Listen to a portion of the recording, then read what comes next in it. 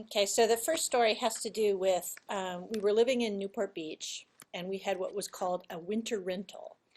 And winter rentals are beach houses that in the summer go for astronomical prices per week, but during the winter they need to keep them empty and they need to have people who are willing to move out every summer. So it's kind of a miserable existence because you have to move every year, twice a year. Kind of good for an academic, right? But for a graduate student, it was perfect because it was cheap rent, and actually a lot of graduate students at UC Irvine did winter rentals. So we're in this winter rental, and one night I start to hear this ghostly music. And I'm hearing this weird ghostly music, and I wake up my partner and I'm like, I'm hearing weird ghostly music. And he's like, you're just hypersensitive and paranoid. And it's true, I'm a light sleeper.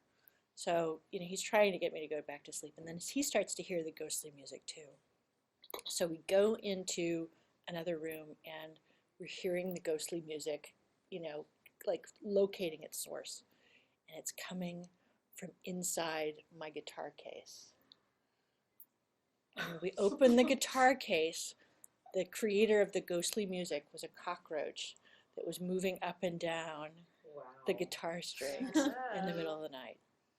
So that's actually not a scary story. That's sort of a funny story. But the scary story is making the transition. So my partner is also an artist, which, as he likes to say, is a high residue profession, which is code for hoarding.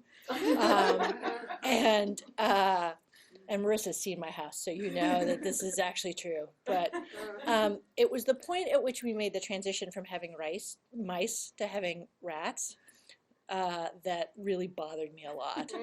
And what particularly upset me was that there was this one rat in the wall next to my work area.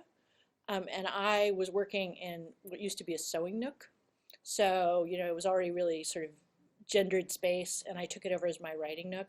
And having this rat just constantly on the other side of the wall, trying to get through, just would drive me nuts. And I would just go into towering rages about it. So anyway, those are my stories.